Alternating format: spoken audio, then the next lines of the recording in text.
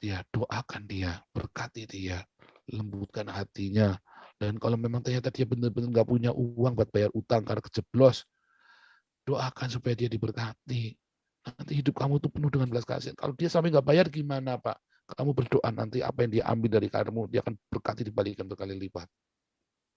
Serius, saya ngalami beberapa orang yang utang sama saya tak lepas. Saya marah sekali, tak lepas akhirnya. Karena saya ingat, saya pun utang sama orang banyak. Begitu saya lepas yang ini, tiba-tiba orang-orang di sana itu ngampuni saya loh. Saya nggak tahu, oh ini saya nggak ngejadi saudara nakal-nakalan, enggak. Saya lagi cerita ketika kau lepaskan belas kasihan, orang ini memang sudah habis, mau diapain lagi. Ya sudah, aku ampuni kamu, lah mau diapain lagi ya. Ya udah saya doain. Habis saya doain dia, selesaikan belajar dengan dia, saya diampuni sama yang di belakang saya. Itu tuh rumus hukum alam. Saudara nggak usah cita-cita Anda ngampuni dosa orang lain. Tuhan yang tahu, Tuhan yang lembutkan orang-orang ini. Makanya jangan kejam, kalau nagih itu jangan kejam. Aduh, saya ini goblok sekali, dulu saya tuh tahu hukum ini padahal. Tetapi saya nggak lakukan.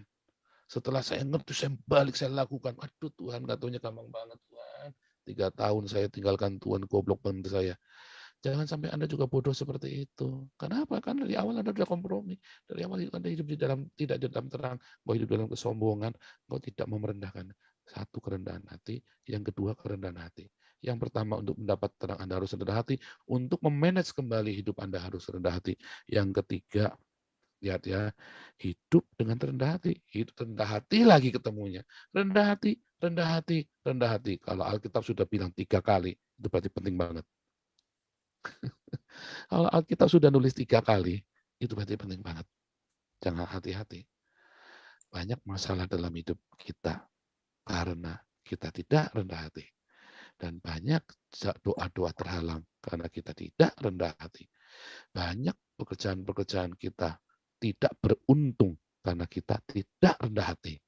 Rendah hati, rendah hati, rendah hati.